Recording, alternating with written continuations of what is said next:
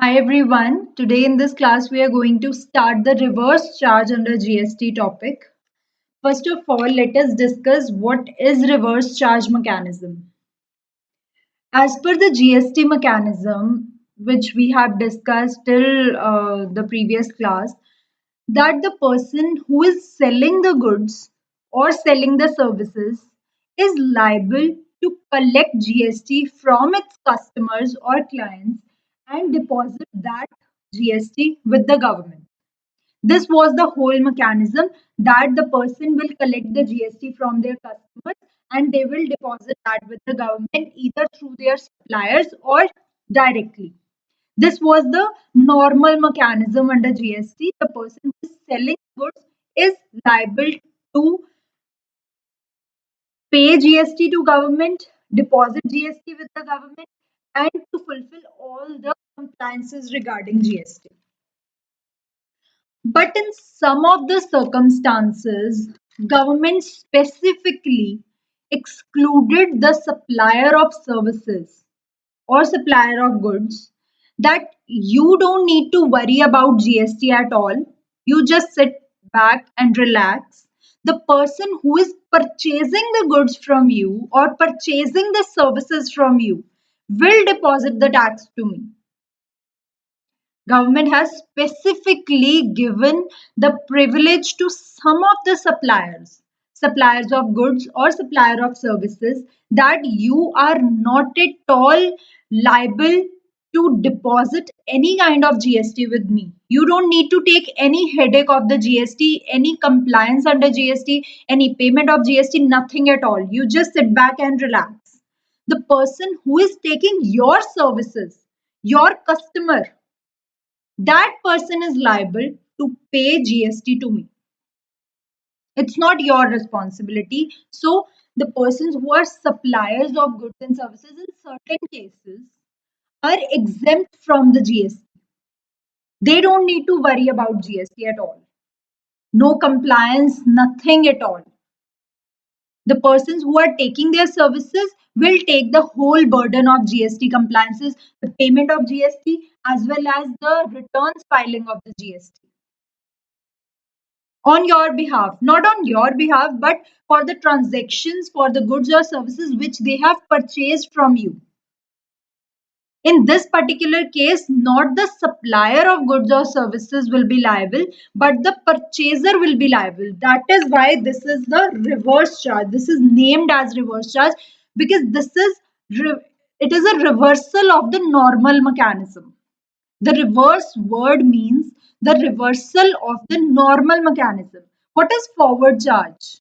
The normal GST mechanism, that the supplier of goods and services is liable to issue the tax invoice to their customers, collect the GST from them, and deposit that with the government.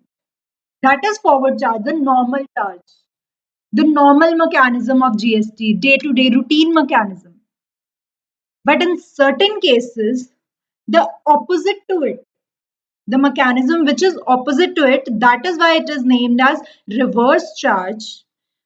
What it means, the person who is selling the goods need not to worry at all about GST. The person who is taking the goods or services from that supplier will be liable for depositing the GST with the government and filing its return as well. Now let us discuss that what are the most common transactions on which the reverse charge will be applicable. In this reverse charge topic, we are going to cover the basic items on which the reverse charge is going to be applicable, and how the journal entry needs to be passed will be covered in the next session, and how to read this, how to understand this thing, that whether the RCM is applicable on this or not. For this, just understand one major thing, that if any kind of transaction is occurring in India or outside India, anywhere, and any one of the party of transaction is an Indian, if any of the party to transaction is Indian, or the transaction is occurring in India, government needs GST on that transaction. That's it. If the supplier of goods or services is liable to pay the GST, then he will pay the GST to the government. If the supplier is specifically exempt, then the receiver will pay the GST to government, but government needs GST. That is for sure. So, what are the transactions? Let us discuss the transactions one by one.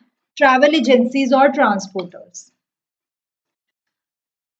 Government has specifically excluded the transporters from the burden of GST.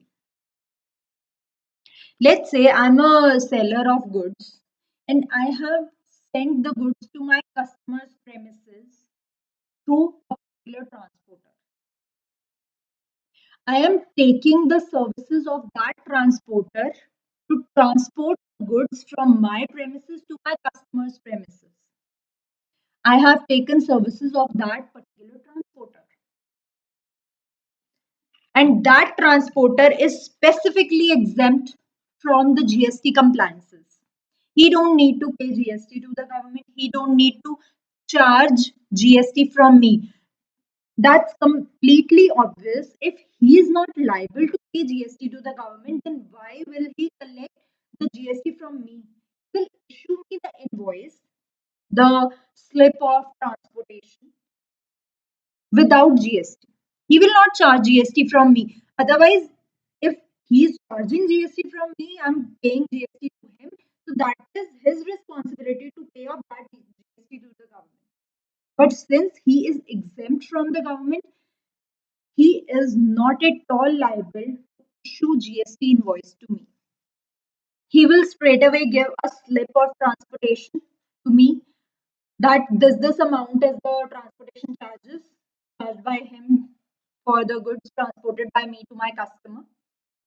I need to pay the transportation expenses only. I'm not liable to pay GST portion to that transporter also. That is exempt.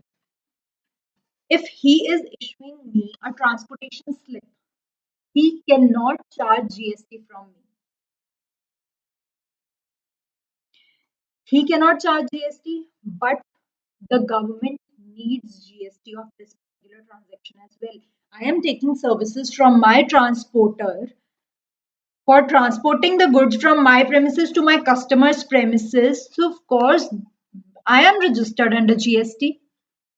If I am registered under GST, I am Indian citizen, Indian business, then Indian business needs to pay GST to the government. No doubt, I'm the receiver of services, receiver of transportation services from that transport organization.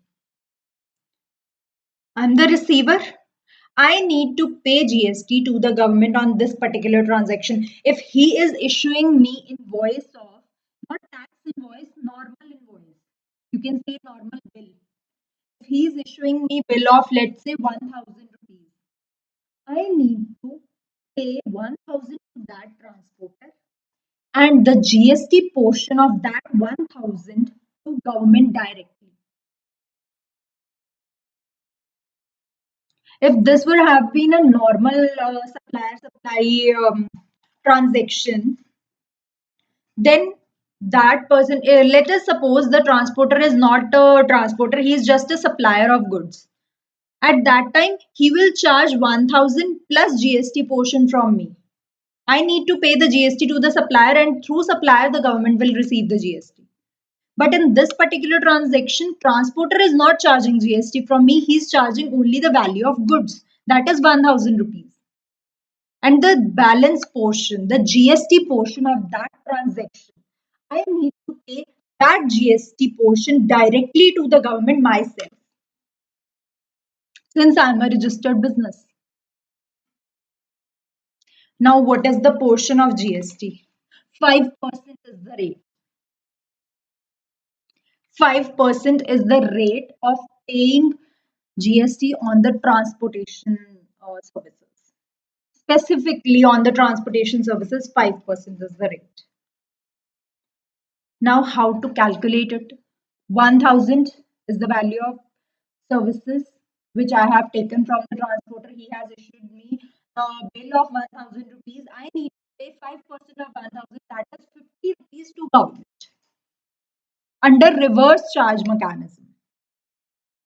So my normal output tax will be that amount I have collected from my customers and paid to the government through my suppliers or directly. That is cleared with all of you in the previous classes. Now, in this reverse charge, I have taken bill from a transporter of 1000 rupees. I need to pay the GST portion to the government for this transaction. 1000 multiplied by 5%, 50 rupees. 50 rupees I am liable to pay to the government directly, not through my supplier of services, which is transporter. Transporter is my supplier of services, supplier of transportation services. I'm not liable to pay that GST portion to this transporter because he is exempt. I need to pay the GST portion directly to the government. 1000 multiplied by 5%, the amount will be payable to the government directly at the time of filing my GSTR 3B return. Now the point arises, there is a limit. What is that limit? This is a threshold limit that if your transporter is charging you less than 750 rupees, then there is no need of reverse charge mechanism, reverse charge GST to be paid. What that means, if the transporter has issued me bill of 400 rupees, no need to pay reverse charge to the government. If the transporter issued me bill of 600 rupees, no need of GST.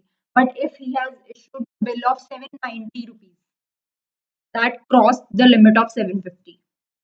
At that 790, 5% will be chargeable, not on additional amount other than 750. No, on the complete amount. If he has issued me a bill of 790 rupees, I will charge GST on 790, not on only 40 rupees, the additional amount than GST, than 750. On the complete amount, GST will be charged. So if he has issued me the bill of 10,000 rupees, I need to pay 5% of 10,500 rupees as GST under reverse charge. Now, under which column it should reflect and how you need to file this in the return, that will be covered in the GST returns portion.